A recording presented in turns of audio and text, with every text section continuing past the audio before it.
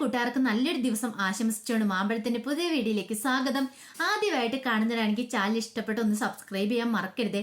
അതോടൊപ്പം തന്നെ കണ്ടുകൊണ്ടിരിക്കുന്ന എല്ലാവരുടെ സപ്പോർട്ടിലേക്കും തുടർന്നും പ്രതീക്ഷിച്ചുകൊണ്ട് നമുക്ക് നേരെ കിരണിന്റെയും കല്യാണിന്റെ ഒക്കെ ഇന്നത്തെ ആ അടിപൊളി വിശേഷത്തിലേക്കും കൂടെ അങ്ങോട്ട് പോയാലോ. ഇന്നത്തെ വിശേഷത്തിൽ കാണിച്ചിരിക്കുന്ന ആൽബി അങ്ങനെ തിരിച്ചെത്തി കഴിയുമ്പോൾ സോണിയും കിരണും എല്ലാവരും ഭയങ്കര സന്തോഷത്തിലായിരുന്നു. പിന്നീട് ചന്ദ്രസേനൻ പറഞ്ഞു, കുറച്ച് സമയത്തിന് ഞങ്ങളെ അങ്ങ് തീ തിരിച്ചു കളഞ്ഞല്ലോ എന്ന് അച്ചായെന്ന് പറയാണ്. എന്ത് പറയാനാ, കാര്യങ്ങളൊക്കെ അറിയാലോ, ഇച്ചിരി മുടക്കങ്ങളൊക്കെ നല്ലതാ, ഒരു നല്ല കാര്യത്തിന് വേണ്ടിയിട്ടല്ലേ, അതുകൊണ്ട് കുഴപ്പങ്ങളല്ല, തടസ്സങ്ങളൊക്കെ അങ്ങനെ നീങ്ങിയെന്നാ തോന്നി പറയാണ്. ഇത് കേട്ടപ്പോൾ രൂപയ്ക്കും വല്ലാത്തൊരു വിഷമം. രൂപ പറഞ്ഞു, അങ്ങനെ നമുക്ക് ആശ്വസിക്കാൻ പറ്റട്ടെ, ആ ബേഹാസുരൻ ഉള്ളിടത്തോളം കാലം ഈ വിവാഹം കഴിഞ്ഞു കഴിഞ്ഞാൽ മാത്രമേ നമുക്ക് വിവാഹം കഴിഞ്ഞത് പറയാൻ പോലും പറ്റുള്ളൂ എന്ന് പറയാണ്. സമയത്ത് സോണിയുടെ അടുത്തേക്ക് ആൽബി ചെല്ലുന്നുണ്ട്. ആൽബി എന്ന് ചെന്നിട്ട് ചോദിച്ചു, ഇത്ര സമയം കാണാതെ പേടിച്ചോന്ന് ചോദിക്കുകയാണ്. പേടിയെന്ന് പറഞ്ഞാൽ പേടി ഉണ്ടാവാതിരിക്കുവോ? അതുപോലെയുള്ള സംഭവങ്ങളല്ലേ ഇപ്പം നടന്നുകൊണ്ടിരിക്കുന്നത്. അതിനകത്ത് വിഷമം ഉണ്ടായിരുന്നു. കാണാതിരിക്കുന്ന ഓരോ നിമിഷവും വല്ലാത്തൊരു വീർപ്പൂട്ടലായിരുന്നു. കണ്ടു കഴിഞ്ഞപ്പോൾ ശരിക്കും ശ്വാസം നേരെ വീണേന്ന് പറയണം. എനിക്കൊന്നും സംഭവിക്കില്ലടോ, താൻ അതൊന്നോർത്തും വിഷമിക്കണ്ട. അതെ, ദൈവം എന്നെ ഇങ്ങോട്ട് ആഴ്ചക്ക് തന്നെ തന്നോടൊപ്പം ജീവിക്കാനാന്ന് എനിക്കിപ്പോൾ തോന്നുന്നത്. എനിക്ക് തന്നെ അത്രയ്ക്ക് ഇഷ്ടമാണ്. അതുകൊണ്ടാന്ന് പറഞ്ഞിട്ട് സോണിയുടെ കുറച്ച് കാര്യങ്ങളൊക്കെ ഇങ്ങനെ സംസാരിക്കുന്നുണ്ടായിരുന്നു. ഈ സമയത്ത് ചന്ദ്രസേനൻ എന്ത് ചെയ്യണം, അച്ചായനെ വിളിച്ചുകൊണ്ട് അങ്ങോട്ട് മാറിയിരിക്കുകയാണ്. ഇനിയിപ്പോൾ അധിക സമയമില്ല, കാര്യങ്ങളൊക്കെ വലിയ രീതിയിൽ തന്നെ ചടങ്ങുകൾ നടത്തണമെന്നായിരുന്നു ആഗ്രഹം. അത് കുഴപ്പമില്ല, ഇവിടെ രജിസ്റ്റർ ചെയ്ത് കഴിഞ്ഞിട്ട് നമുക്ക് വീട്ടിലേക്ക് പോവാം. അവിടെ ചെന്നിട്ട് അവിടെ ഒരു ഗംഭീര സദ്യയും അതോടൊപ്പം ഒരു റിസപ്ഷൻ തന്നെ അങ്ങ് നടത്തിയേക്കാന്ന് പറയാം. ഇനിയിപ്പോൾ എന്തിനാ കുറവ് വരുത്തുന്നേ? ഒന്നിനും ഒരു കുറവ് വരുത്തണ്ടെന്ന് പറയാം. രൂപ പറഞ്ഞു, അതിൻ്റെയൊക്കെ ആവശ്യമുണ്ടോന്നേ? അതെന്താ രൂപ അങ്ങനെ പറഞ്ഞേ? നമുക്ക് അങ്ങ് ഗംഭീരമായിട്ട് ആഘോഷിച്ചേക്കാന്നേ. നമ്മുടെ കല്യാണോ നമ്മൾ അങ്ങനെ വെച്ചു, പക്ഷെ ഇതങ്ങനെയല്ല എന്ന് പറയണം. പക്ഷെ അയാൾ വെറുതെ ഇരിക്കുമെന്ന് തോന്നില്ല എനിക്ക്. അയാൾ ദുഷ്ടനാ. അയാൾ ചിലപ്പോൾ ഇതിലപ്പുറവും ചെയ്യാനായിട്ട് മടിക്കാത്തവനാന്ന് പറയാണ്. ഇതെല്ലാം കേട്ട് കഴിഞ്ഞപ്പോഴത്തേനും തന്നെ ചന്ദ്രസേനൻ പറഞ്ഞു, ഇനി ഇപ്പം അയാൾ ഒന്നും ചെയ്യാൻ പോകുന്നില്ലെന്ന് പറയാണ്. ഇങ്ങനെ സംസാരിച്ചുകൊണ്ടിരിക്കുന്ന സമയത്ത് സോണിയുടെ അടുത്തേക്ക് കല്യാണി വരുന്നുണ്ട്. അപ്പൊ ഒന്നുകൂടെ വീട്ടിൽ നിന്ന് ഒഴിക്കൊണ്ട് വന്നതല്ലേ, ഒന്നുകൂടെ മുടിയൊക്കെ ചീവി ഒന്ന് സെറ്റാക്കുന്നുണ്ട്. സോണിയോട് പറഞ്ഞു, കുറച്ച് നിമിഷത്തേക്കാണല്ലോ സോണി അങ്ങോട്ട് സങ്കടപ്പെട്ടില്ലെന്ന് കല്യാണി ചോദിക്കുന്നുണ്ട്. അത് പിന്നെ പറയാതിരിക്കാൻ പറ്റുമോ കല്യാണിക്ക് അറിയാലോ എൻ്റെ വിഷമം എന്താന്നുള്ളത്. കുറച്ച് സമയത്തേക്കാണെങ്കിലും എൻ്റെ ഉള്ളിൽ തീയായിരുന്നു. ആൽബേട്ടൻ വന്നതിന് ശേഷം എനിക്ക് ശ്വാസം പോലും നേരെ വീണേന്ന് പറയാം. ഇനിയിപ്പോൾ അയാളായിട്ട് ഒന്നും ചെയ്യാതിരുന്നാൽ മതിയായിരുന്നു. കല്യാണം ഇനിയിപ്പോൾ അയാൾ ഇനി എന്ത് ചെയ്യാനാ? ഒന്നും ചെയ്യാൻ പോകുന്നില്ല. നീ ധൈര്യമായിട്ടിരിക്കും സോണി എന്ന് പറയണം. ഈ സമയത്ത് ആൽബിയുടെ ഫോണിലേക്ക് കോൾ വരുന്നേ. ആൽബി ആ കോൾ എടുത്തിട്ട് ആൽബി ഒരു നിമിഷം ഞെട്ടിത്തിരിച്ച് പോവാണ്. പിന്നീട് പെട്ടെന്ന് ചന്ദ്രസേന്റെയും അച്ഛൻ്റെ ഒക്കെ അടുത്തേക്ക് വന്ന കാര്യങ്ങളൊക്കെ പറയണം. എന്താ മോനെ, എന്താ സംഭവം ചോദിക്കാണ്. അതെ, നമ്മുടെ കാറ് പൊട്ടിത്തെറിച്ചെന്നാ പറയുന്നത്. പൊട്ടിത്തെറിച്ചത് എങ്ങനെ? അതറിയത്തില്ല അച്ഛാ, നിർത്തിയിട്ടേക്കുമായിരുന്നല്ലോ കാറ്. നിർത്തിയിട്ട് വർഷോപ്പാറിന്റെ എടുക്കാൻ പറഞ്ഞിട്ട് ഞങ്ങൾ പോകുന്നത്. പക്ഷെ അത് കാറ് പൊട്ടിത്തെറിച്ചെന്ന് അറിയാൻ കിട്ടെ. ഇത് കേട്ട് അവരിൽ ഒരു നിമിഷം ഞെട്ടിത്തെറിച്ചു പോയി. എന്റെ ഭഗവാനെ, നെഞ്ചത്ത് കൈ വെച്ചോണ്ട് രൂപ നിലവിളിക്കാൻ തുടങ്ങുവാണ്. രക്ഷപ്പെട്ടല്ലോ. ആ സമയത്ത് ആ കാറ് ബ്രേക്ക് ഡൗൺ ആയില്ലായിരുന്നെങ്കിൽ എന്ത് സംഭവിച്ചാനും. ഇപ്പൊ അതിലെല്ലാം പെട്ട് അച്ചായൻ പറഞ്ഞു, ഇതാ കർത്താവ് രക്ഷിച്ചെന്ന് പറഞ്ഞേ. ഇപ്പൊ നമ്മളെ കർത്താവായിട്ട് രക്ഷിച്ച ആ കാറിനകത്താ നമ്മൾ വന്നിരുന്നെങ്കിൽ ഇപ്പൊ എന്ത് സംഭവിച്ചാനും. ആൽബി പറഞ്ഞു, ഇത് മിക്കവാറും അയാളുടെ പണിയായിരിക്കും രാഹുലിന്റെ. സേനം പറഞ്ഞു, ഇത് ഉറപ്പായിട്ടും അയാളുടെ പണിയാ. അയാളുടെ പണിയാണെങ്കിൽ ഇതങ്ങനെ വെറുതെ വിടാൻ ഞാൻ പോകുന്നില്ല. എന്ത് ചെയ്യണമെന്ന് എനിക്കറിയാം. ഈ വിവാഹം ഒന്ന് കഴിഞ്ഞോട്ടെ, അതിനുശേഷം അവനിട്ടുള്ള പണി ഞാൻ കൊടുക്കുന്നുണ്ടെന്ന് പറയാണ്. ഇപ്പൊ ഒരു കാരണവശാലും ഇപ്പൊ സോണി ഇത് അറിയണ്ട. സോണി അറിഞ്ഞ സോണിക്ക് ഭയങ്കര ടെൻഷൻ ആയിരിക്കും എന്ന് രൂപ പറയുന്നുണ്ട്. അല്ലെങ്കിൽ തന്നെ അവൾക്ക് ആൽബി വരാൻ താമസിച്ചുകൊണ്ട് ഭയങ്കര ടെൻഷനായിരുന്നു. ആൽബി പറഞ്ഞു, ഞാൻ പറയുന്നില്ലമ്മേ, പിന്നീട് അറിഞ്ഞാൽ മതി കല്യാണം. പിന്നെ അവൾക്ക് ഇനി വല്ലാത്ത ടെൻഷൻ ആയിരിക്കും, ഇനി എന്തെങ്കിലും സംഭവിക്കുമെന്ന്. സേനം പറഞ്ഞു, ഇനി എപ്പോഴും ഒരു കണ്ണ് വേണം. അയാൾ ഇനി എന്തും ചെയ്യാൻ മടിക്കാത്തവനാന്ന് പറയാണ്. ഈ സമയത്താണ് രാഹുൽ ഗുണ്ടനെ വിളിക്കുന്നത്. എന്നിട്ട് പറഞ്ഞു, എടാ, നമ്മുടെ ഒരു പ്ലാനും പദ്ധതിയും പൊളിഞ്ഞു. പക്ഷെ ഇനി അങ്ങനെ ആവരുത്. ഇനി എന്ത് ചെയ്യണം നീ തീരുമാനിച്ചു. എനിക്ക് ഇന്ന് വൈകുന്നേരത്തിന് മുമ്പ് ഒരു പോസിറ്റീവായിട്ട് റിസൾട്ട് കിട്ടണം. ഒരു കാരണവശാലും അവരുടെ വിവാഹം നടക്കരുതെന്ന് പറയണം. ഇത് കേട്ടതും ആള് എന്ത് ചെയ്യാനാ സാറേ, ഞങ്ങൾ എന്ത് ചെയ്യണം? സാറ് പറഞ്ഞോളാം പറയണം. ഇപ്പം വിവാഹം നടക്കാതിരിക്കാനായിട്ടുള്ള മാർഗം എന്ന് പറഞ്ഞിട്ടുണ്ടെങ്കിൽ ഇപ്പൊ കല്യാണം നടക്കാൻ എല്ലാവരും കയറിയിട്ടുണ്ട്. അപ്പൊ പെട്ടെന്ന് അങ്ങനെ മുടക്കാന്ന് പറഞ്ഞാൽ അതിൻ്റെ അകത്ത് നമുക്കൊന്നും ചെയ്യാൻ പറ്റില്ല. പിന്നെ ഒരു ഐഡിയ ഉണ്ട്. ഒരു കാര്യം ചെയ്യാം സാറേ, അവൻ്റെ ഒരു മോളുണ്ടെന്നല്ലേ പറഞ്ഞേ? അല്ല, അവളുടെ ഒരു മോള്. ആ മോളിലെ അങ്ങ് റാഞ്ചാലോ എന്ന് ചോദിക്കുകയാണ് രാഹുൽ. അത് ശരിയാ, അത് നല്ല ഐഡിയ. നീ അങ്ങോട്ട് പൊക്കിക്കോ, ബാക്കി കാര്യം ഞാൻ ഏറ്റു. മോളെ കാണാതെ വന്നിയുമ്പോൾ കല്യാണം സ്വാഭാവികമായിട്ടും അങ്ങോട്ട് മുടങ്ങിക്കോളും. പിന്നെ എന്ത് ചെയ്യണമെന്ന് എനിക്കറിയാം. ഈ ഗ്യാപ്പിൽ തന്നെ അവനെ അങ്ങ് വകവരുത്തിയേക്കണം എന്ന് പറയാം. അതൊക്കെ പിന്നെ സാറ് പ്രത്യേകം പറയേണ്ട ആവശ്യമുണ്ടോ? ആ കാര്യം ഞാൻ ഏറ്റെന്ന് പറയണം. പിന്നെ അയാൾ എന്ത് ചെയ്യണം, ഫോൺ വെച്ചതിന് ശേഷം തൻ്റെ ബാക്കിയുള്ള ഗുണ്ടകളെയും കൂടെ വിളിക്കുകയാണ്. പിന്നെ വന്നു കഴിയുമ്പോഴത്തേനും വിശദമായിട്ടുള്ള ആ കാര്യങ്ങളൊക്കെ പറയണം, എന്തൊക്കെയാണ് ചെയ്യേണ്ടതെന്നുള്ള കാര്യങ്ങളൊക്കെ. ഇനി ഇന്ന പോലെ ചെയ്യണം എന്നൊക്കെ ഉള്ളത്. അങ്ങനെ കല്യാണത്തിനുള്ള അങ്ങോട്ട് മുഹൂർത്തമായി. അപ്പൊ രജിസ്റ്റർ ചെയ്യാൻ പോയിട്ട് എല്ലാവരും അങ്ങോട്ട് റെഡിയാവുകയാണ്. ഈ സമയത്ത് ചാരുമോൾ അവിടെ കളിച്ചുകൊണ്ടിരിക്കുന്നുണ്ടായിരുന്നു. ദീപയുടെ അടുത്തുണ്ടായിരുന്നു. അപ്പൊ ചാരുമോൾ അവിടെ കളിച്ചിരിക്കുന്നുണ്ട്. അപ്പൊ ദീപ എല്ലാവരും വർത്താനം പറഞ്ഞുകൊണ്ടിരിക്കുമായിരുന്നു. ഈ സമയത്താണ് മോളെ വന്ന് അമ്മമാര് തട്ടിക്കൊണ്ട് പോകുന്നത്. പക്ഷെ ആരും ശ്രദ്ധിച്ചില്ല. കുഞ്ഞിനെ തട്ടിക്കൊണ്ട് പോയ കാര്യം ആ തിരക്കിനിടയ്ക്ക് ആരും ശ്രദ്ധിച്ചതുമില്ല.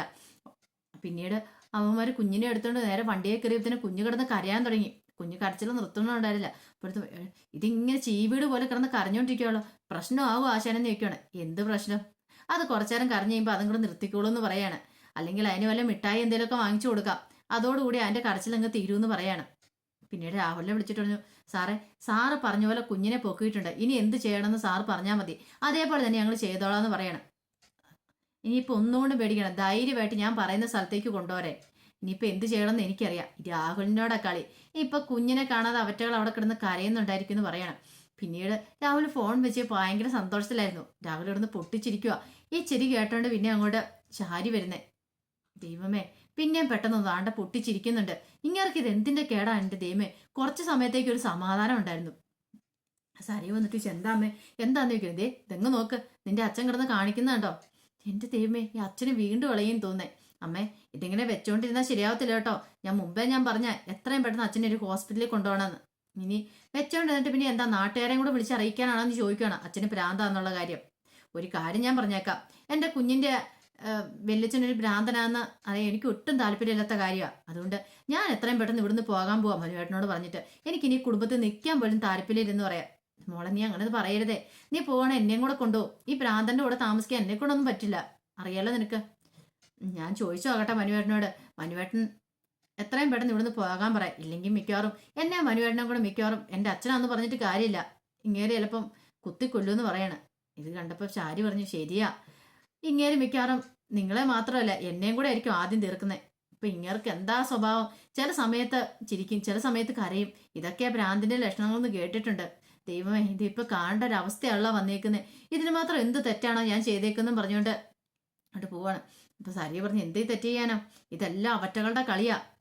ഇന്നോ അവളുടെ ആന്റിയുടെ മോളെ കല്യാണമല്ലേ, അതിന്റെ ആയിരിക്കും എന്ന് പറയാണ്. കുറെ സമയം കഴിഞ്ഞ് കഴിഞ്ഞപ്പോഴത്തേനും രാഹുൽ എന്ത് ചെയ്യണം, വീണ്ടും ഫോൺ എടുത്ത് വിളിക്കുവാണ്.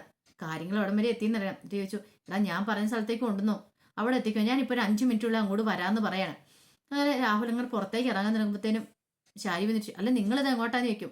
എനിക്ക് പുറത്ത് വരെ പോകണം. എൻ്റെ മനുഷ്യ, നിങ്ങളിപ്പോൾ എന്തിനാ പുറത്തേക്ക് പോകും, നിങ്ങൾ ഇവിടെ എവിടെയും ഇരിക്കാൻ നോക്കാൻ പറയാണ്. ദേ, കൂടുതൽ എന്നെ ഭരിക്കാൻ വന്നേക്കരുത്. ഞാൻ എവിടെ പോകണം എന്ത് ചെയ്യണമെന്നൊക്കെ ഞാൻ തീരുമാനിക്കാം. പിന്നെ ഇനിയിപ്പോൾ അവറ്റകളുടെ കാര്യത്തിൽ ഒരു തീരുമാനം ഞാൻ എടുത്തിട്ടുണ്ട്. ആരുടെ കാര്യത്തിൽ? അല്ല, നീ പറഞ്ഞല്ലോ കല്യാണം നടക്കുമെന്നൊക്കെ. കല്യാണം നടക്കത്തൊന്നുമില്ല, അത് മുടങ്ങുമെന്ന് പറയാണ്. കല്യാണം മുടങ്ങും, അതെങ്ങനെ?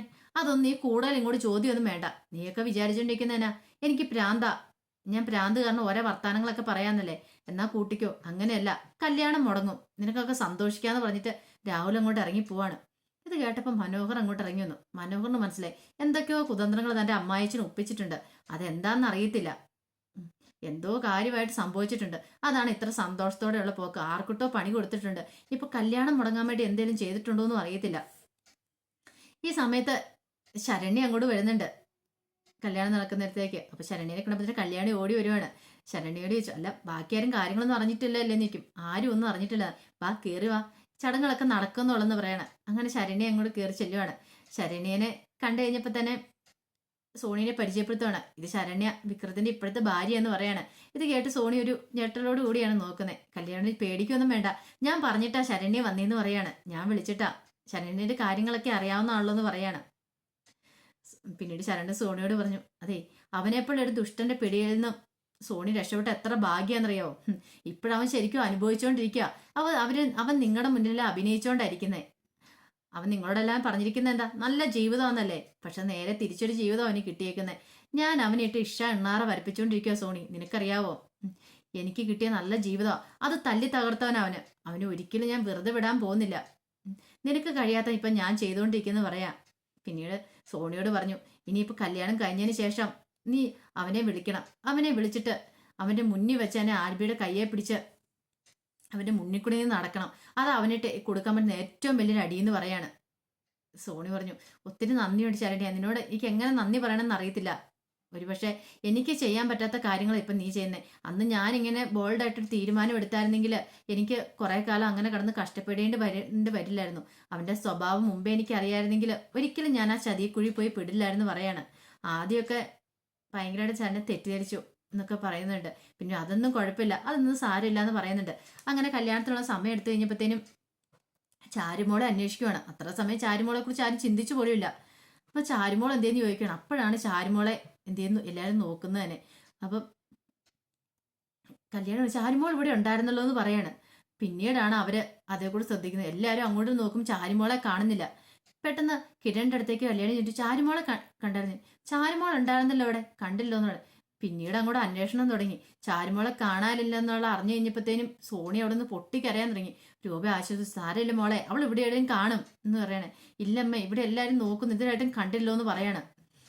ആൽബി പെട്ടെന്ന് സോണിന്റെ അടുത്തേക്ക് വന്നു. സോണിയാണെങ്കിൽ ആൽബിയുടെ നെഞ്ചിലേക്ക് വീണത് കരയുവാണ്.